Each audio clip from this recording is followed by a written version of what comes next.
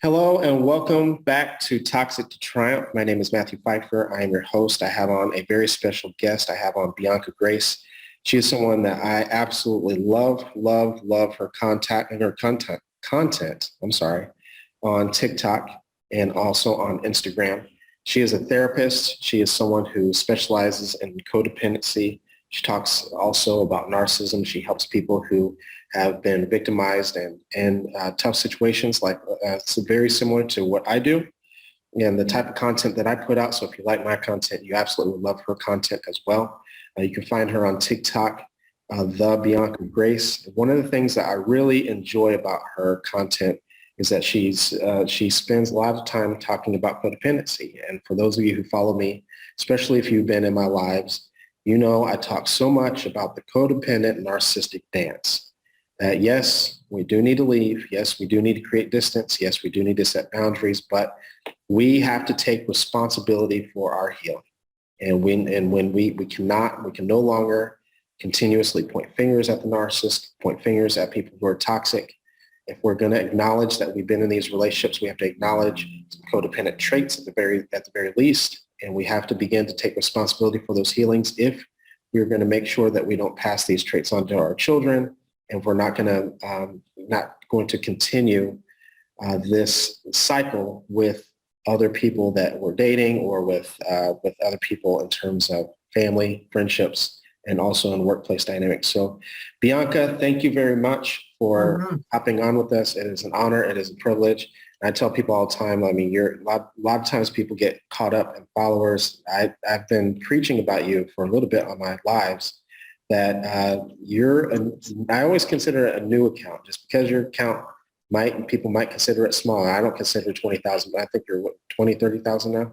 Almost, yeah, getting there. So I don't consider that a small account, but people get caught up in followers. It is a matter of time. I think that Bianca over the next couple of months is going to absolutely explode. And so thank you. Welcome to Toxic to Triumph. And I'm going to toss it over to you if you can tell us a little bit about yourself and how you got into it. Yeah, I appreciate you asking me on. This was really exciting for me to and be noticed too. I think that the account to me is like, wow, I'm reaching how many people? I'm helping how many people? And one of the points of this, my dream, my goal here was to take what I was doing in my private practice for people, I think at a level that was incredibly significant. I was very changed by what I was able to do with them and see in their lives. And said that if this is possible, I can do this at a much greater scale. And how do I connect with people? I also find myself always wanting to answer questions that I find difficult to answer in the therapy room. And one was, how do I, help people start to learn about themselves emotionally? Like, I feel like adults need just as much emotional development as children. And I was like, but we don't get that emotional education. And I found that like what I was really doing was holding space and helping people understand that emotions they are frightening if they're linked to trauma, if they are frightening if they're chronically neglected, if you have to have defenses around them. But in this context, we don't have to have that. We can link it to these things and start to experiment with it in the world. So this is the question I kept on, how do I do that for other people at large? And I think I just wanted to start trying something. As far as social media was the only way I was going to start doing this. And I'm just trying to reach people through, like, again, an emotional relatedness. I'm not a therapist because I come from a perfect place. Yeah, I think that's something that's important for people to realize. A lot of times we, therapists and coaches, they get involved in things because we now have a passion for something that we've learned, something that we've been through, and now we feel like it's almost like it's our duty to share it to the world. And it brings purpose to our pain. I think a lot of people who are probably listening to this probably can relate to that they want to get out of a certain situation. And eventually they might turn into a healer where they feel like I want to share this with other people outside of my children, outside of my family. Because it brings meaning. That's a lot of reason why I do it as well. So when we talk about codependency, what is codependency? how would someone, if someone were listening to this or watching one of your videos or watching one of my videos, how would someone know that that they're codependent? I think I went through that question a couple of times in my head thinking about you asking me, because the definition of codependency, it reminds me of the definition of trauma, which came from World War I and II. We started to really work with people psychologically and like, well, what's this phenomenon called trauma and PTSD? I think once addiction became a huge thing after the Great Depression, we also started to see in the boomers, like in their family, like clearly indication of codependency forming. How are these people staying with these people and taking care of them and living their life out this way? So Al-Anon was born. So I think, that makes sense to me, as far as like kind of our own understanding of ourselves have evolved through, specific traumatic, like big events. But it's not, now we understand PTSD does not just mean war trauma. It means it's also complex PTSD, and there's a lot to it. And same with codependency. There's a complex aspect to how this forms that goes way beyond addiction or dealing with alcoholism. It can come from a family that's very traditional, but the point of it really is that there is never really the allowance of formation of self and acknowledgement of those feelings that compose one's self. It has to be almost completely denied. And your way that your mind is formed is always in the context of others or behavior. Everything is outside of you. It's almost like, and nothing is inside. So I say, and that's what's frightening about it is that that's what makes it so like so many people that have codependency have this need to control, get so caught up in their head and this illusion that that's the way they're going to feel better. So I think that my definition isn't like trying to be too expansive, but I really think it is a lack of sense of self, and only a sense of the other, and how that sense in some ways creates massive conflict because you are there. Yeah, you're in there. Yeah, absolutely. So where you're just completely denying it. One of the things you mentioned with your definition was the sense of control.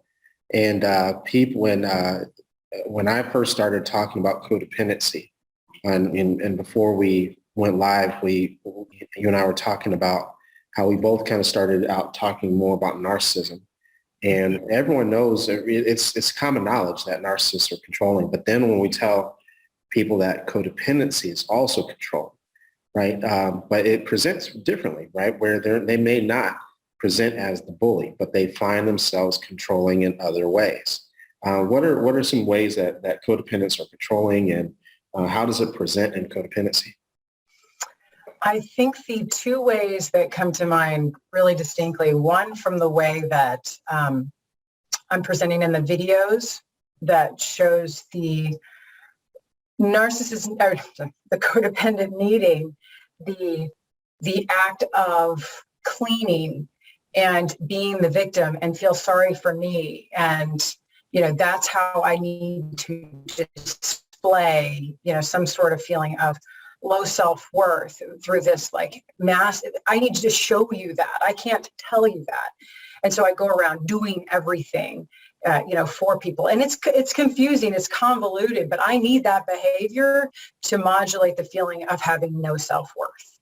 So I go around and I won't let you help me. I mean, like if I feel angry and frustrated about something, I will grab the broom out of your hands. I will go downstairs and start cleaning the thing. They're like, well, why can't I help you? Because I have to have this in order to tolerate how frustrated I am in this moment. I can't go take a break, understand myself, relax, calm down. I have to compulsively go towards this behavior that I'm so linked to keeping me together. This my worth is instilled in this. So That's very controlling for the other person. They can't get between you and that thing. And then the other one, yeah, go ahead. No, go ahead. Go ahead. But then the other one was more about relationships. I think codependents get so caught up in other people's problems, the narcissist problems, and oh my God, I've got to get in there and fix all your problems. And if you don't do it my way, I'm going to get really mad. And if you did it my way, I'd feel really good, you know, but it's more that I control you. I control you through trying to fix your problems. But what happens is that sense of need still isn't satisfied. And what happens, you know, I always talk about these pops that codependents have, because ultimately you're sacrificing yourself, going back to what you're talking about in terms of, you know, there's that codependents don't have this, or they lack this sense of self. I always say that they lack self-love. It's a self-love deficiency, like Ross Rosenberg talks about all the time.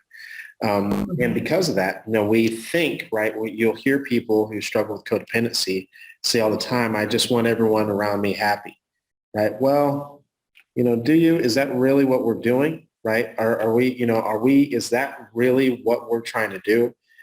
Because what ultimately happens is that when people aren't happy, all of a sudden we have these pops, right? Where you all of a sudden, you know, because you feel like it's your need, your duty to please everybody else. And when they're not, right, all of a sudden there's these outbursts, right? I just can't do anything right. And I just, you know, and all it does is build resentment. And we know, right, studies show that resentment is a killer, absolute killer when it comes to relationships, regardless if we're talking about workplace dynamics, marriage. It has an impact on our children, right? And so when we build that resentment, what type of people who are on the other side, let's talk about non-narcissistic partners, you know, let's just talk about our kids, because I've heard so many different times where people who struggle with codependency or people-pleasing behavior begin to make excuses for their behavior. Well, I just want everyone to be happy. There shouldn't be anything wrong with that, right? Well, I just, you know, I've even heard, well, it's a trauma response. So because it's a trauma response, right, that's just who I am. And I say, well, if it's a trauma response, we wouldn't be okay with it were a fight trauma response. No one would be okay with that. But because it's a fawn response, people think that like, oh, well, let's just let them do it, right? And not understanding that it has a deeper impact, not only on you, but also on the people around you. Can you talk a little bit about the impact it has on others? Right. Well, I think you mentioned it too, you know, the buildup of resentment that they have to, I mean, we have to think about the walking on eggshells as kind of a big byproduct of the codependent mother or father. They really need to use you as a container for their feelings. And if you move out of alignment with that, they will, I mean, it can be very extreme.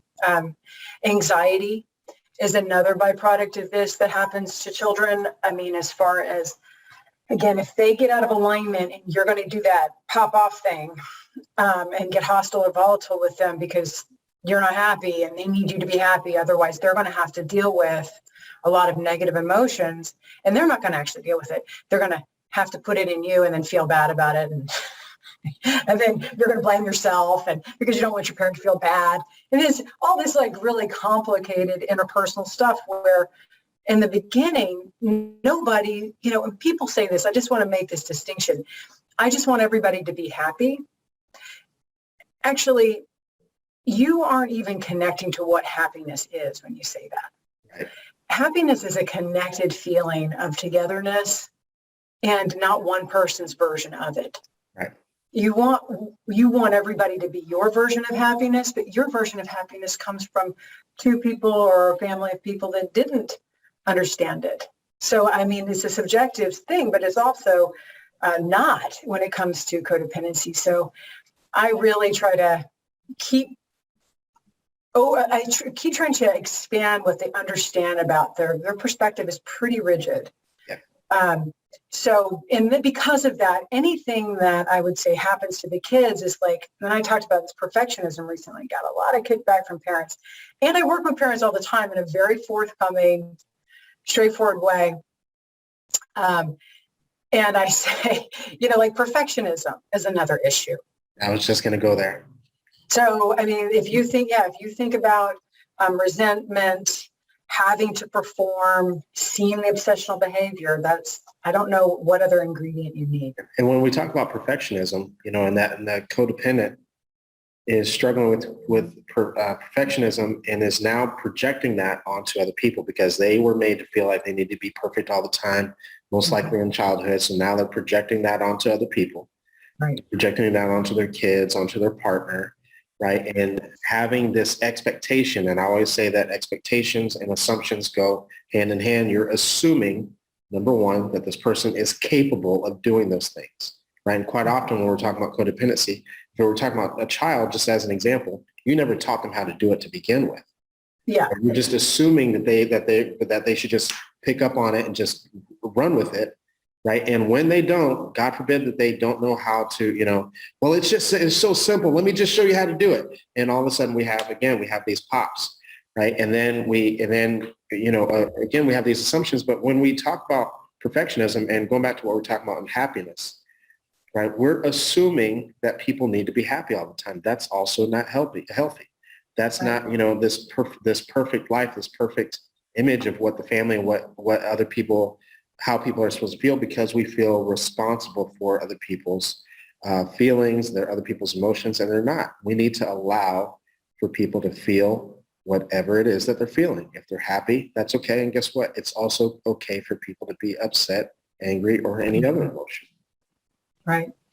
So that's what is required, I think, in the next, kind of movement of this, is that whatever you're not comfortable with, and it can come up even in a little split second, because we have all these emotional habitual patterns that I think that you can feel that emotion you're not comfortable with, or how that question was posed, and feel that you have to start to come to this place where you're uncomfortable. You become more comfortable with your negative feelings. Yeah. And I think that is the most key part of this, that where I would say that the prognosis between a codependent person is more in touch with those feelings, and narcissism kind of starts to offset. I think I can help somebody more in the codependent, line of things to see that about themselves. Yeah. And then they're like, oh, I know what you mean. And I think a lot of times people, and I think for someone who's just kind of getting into this codependent narcissism world and kind of in self-awareness and listening to this, I think that they might hear some of these things and actually get confused, because there's a lot of similarities between codependency and narcissism, where a lot of people get really confused, especially when we have these pops. And you and I were talking before we went live that, and I agree with you. And I don't know if you've gotten pushback from other clinicians. I've gotten a lot where I tell people that codependency is not the polar opposite of narcissism, right? They're within the same. I think you said they're two sides of the same coin. I've said they're born in the same household. They're in the same bowl of soup. Can you talk a little bit about that, and about maybe the difference, but also some of the similarities? Right. So, I feel like it wouldn't make any sense to create this idea, like this distinction, that they're polar opposites, or that you wouldn't accept kind of the complexity of how our mind is formed. If you think about, the child being subjected to a narcissistic parent and a codependent father, or narcissistic mother, codependent father, well, they're going to have both traits. And the narcissistic mother might really need the daughter to be codependent, or the son to be codependent, and then there's your independence issue with the narcissist. And then the child is, the container for mom's codependent tendencies, because, dad just wants to keep her happy, so he's never there for her otherwise. I mean, this is absolutely, it is totally swimming in the same bowl, so it's not, we cannot create such blatant distinctions with these. In fact, I think that then totally pits one against the other, and you're the narc and I'm the whatever. Now, actually, I've never met anyone that has that, to a codependent that was a narcissistic mother is going to have some narcissistic tendencies. Yep. Mm-hmm.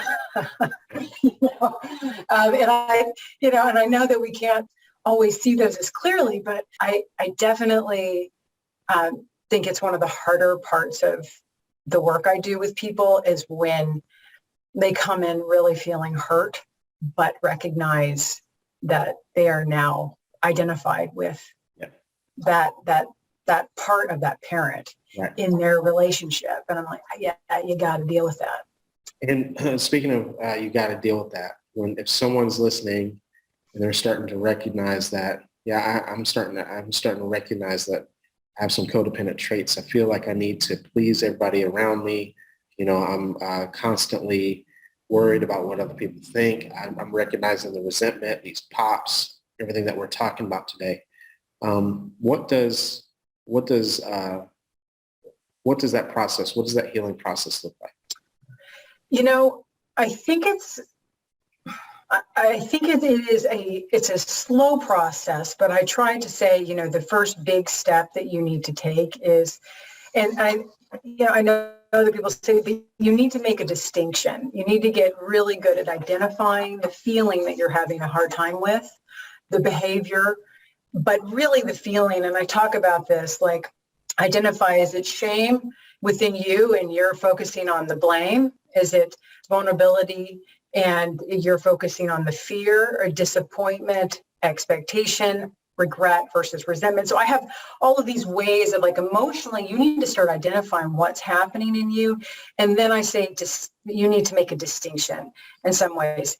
I always talk to people, it's like the cool part of the work, psychodynamic work, when we really look back at where this comes from, is that we can start to detach from it. I call it deconstruction. Like, no, I'm feeling shame because I was blamed by my mom. Yep. I see that and I'm enacting that now. Mom's not here. Mm-hmm. So now that actually is off the table and I can drop into another level of my own. I can think again. Yep. If I really look at reality and my partner's right there asking me if I want help, I can go, yeah, thanks. And entertain a new possibility, but I have to learn how to identify the feeling and then and link it to something that's real to me and then detach from it. It goes back to something, that you said, you basically illustrated something I tell people all the time, that we have to take responsibility for ourselves. We have to take responsibility for our own emotions. And it's very uncomfortable in the beginning to sit there in your emotions to sit there with the guilt or sit there with being upset or being angry, or even sit there knowing that somebody else is angry and that it's not our responsibility to not feel like we need to jump in to do something. And it's very, very uncomfortable when you're going through that healing process. Mm-hmm. And so, for people who are going through it, it's going to be, the healing process is extremely uncomfortable.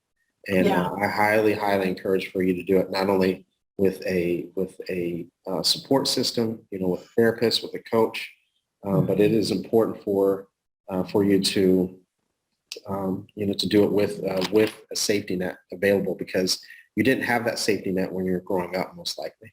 Mm-hmm. Yeah, and I think that this is really what I'm hoping to do, and our work does, together with anyone else doing this, is that therapists often hear that, after maybe they're done with therapy, or what was the healing part of the work? What really affected you? Because we do so many things, we're not always sure what really. Well, they often say it's the first time I ever really felt heard, seen, understood, and I'm like, you're kidding me. I had to go to school for you to feel that. Right. This should be something that we're we're teaching everyone to understand. And if I think that this is where I pose kind of this idea of responsibility. Take responsibility so you can do this for yourself. I mean, in my own work, I mean, I had to be in psychoanalysis in order to do what I do. And that was a lot. But I know that after doing that process, I was able to take responsibility for my relationships on a much higher level. What would you say to someone who is listening and they would say something like, because they have not taken responsibility for so long, but they feel like this is very intimidating, that this is so complex, right? That, it almost as encouraging as you and I are trying to be, to encourage people to get the help, to take ownership, take responsibility, that they're like, this sounds like a lot of work. This is so overwhelming, maybe even feel like they can't do it, right? What would you say to, 'cause I know I've talked to people that were like that, felt that way when we started doing the work, and I'm sure you do as well. Yeah, well, I think that's absolutely valid. Yeah, I mean, I think that the what we have to go through as far as feeling our way through making all of these connections to the past, that they don't come with just like an intellectual understanding. They come with a feeling state that was attached to them, whether that's neglect or abandon or abuse, or their demands of the parent. So, I think that I like to couple this with, even if you really feel like you need that structure, invest in yourself to find a therapist that's good at doing and holding space for this kind of work, and show them that that's your intent. And then the second thing is self-care. I find and I have a whole like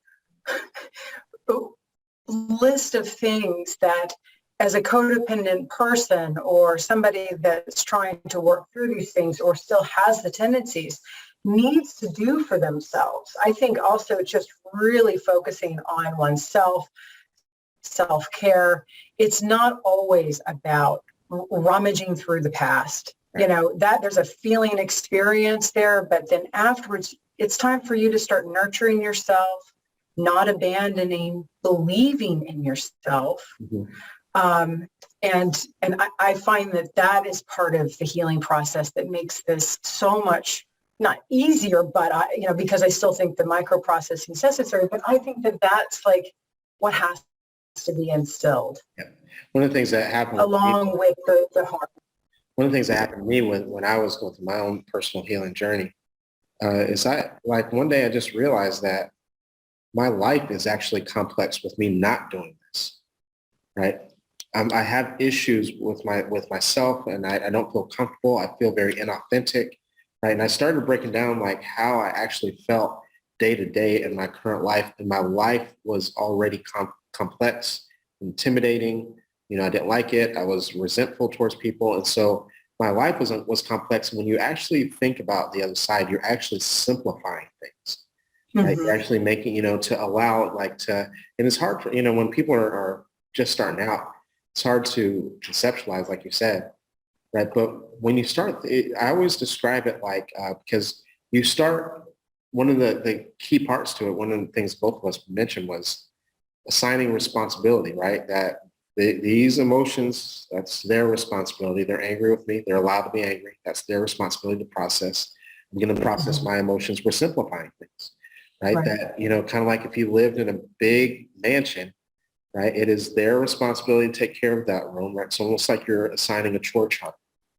It's Monday, so guess what? It's that person's job to do the dishes. It's my job to clean the bathrooms today, right? And so you're really simplifying and organizing, your boundaries, other people's boundaries. It's difficult to get to because of you have been raised and you've been living a certain way for a long period of time, but on the other side, it is a lot easier, a lot more simple, and you have far less stress because you're not carrying the stress of other people. You're not carrying around the thoughts of other people and other people's emotions, and it's almost like I shouldn't say almost, it's a new way of living. It is. It's wholly, it's completely. And a lot of those fears fall away. I have that often. Like people say, okay, this is the issue. What do I do? Oh, that makes me uncomfortable. That's in some ways, I said, it's uncomfortable for you to do the work now, but look at the discomfort that you've led through the years.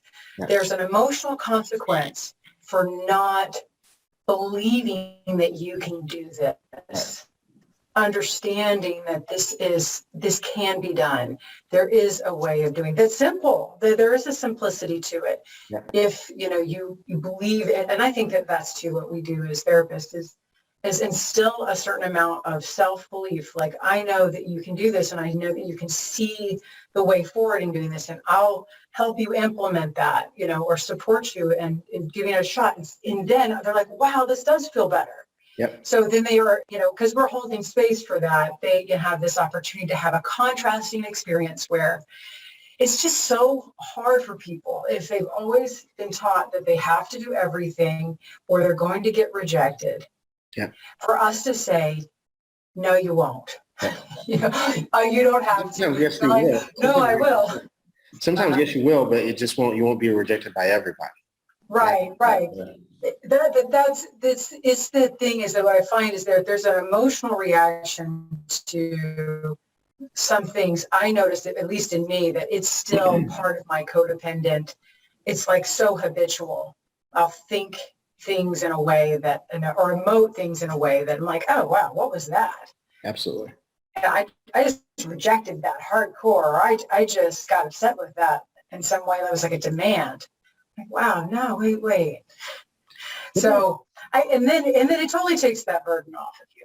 What about codependency? A lot of times, I've been asked a lot about codependency versus covert narcissism, and because of all the links between it, and the demeanor, and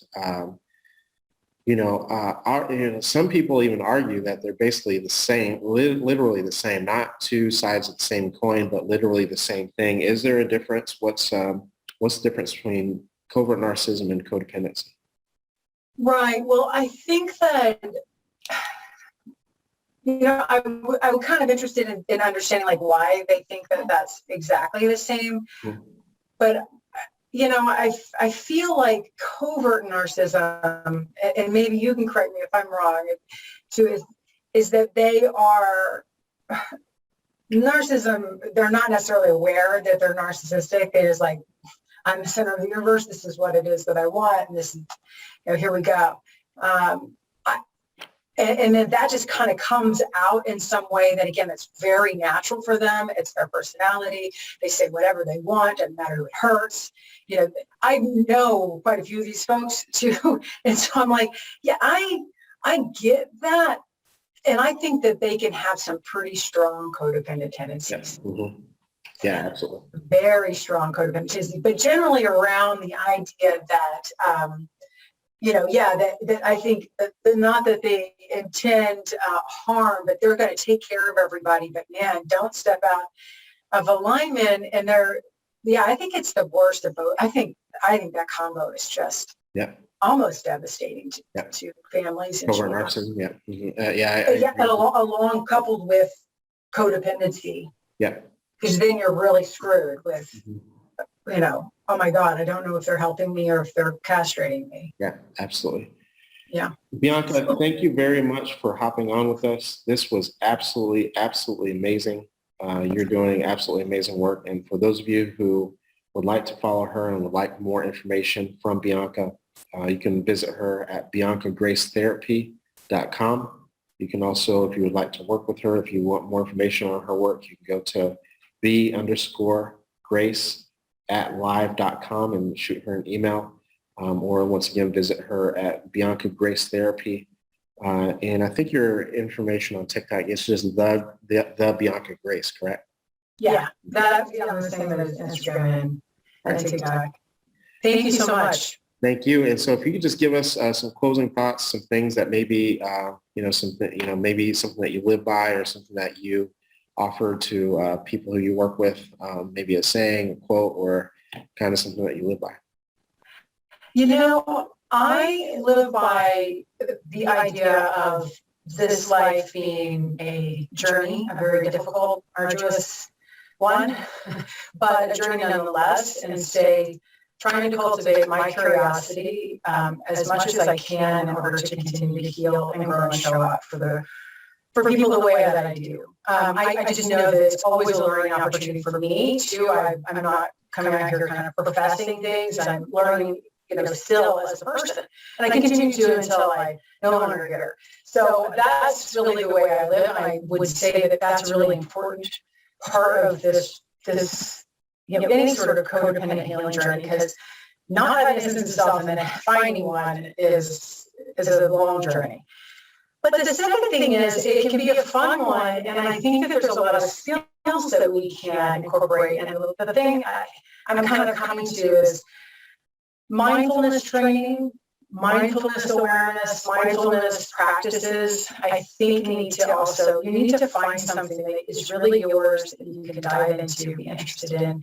And I think for people with issues with their feelings and staying with them and what's there, I would say check out a mindfulness practice and start to work on that every day. So.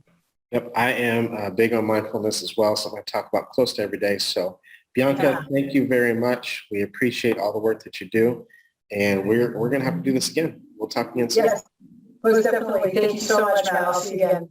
Thank you, everybody. Bye-bye.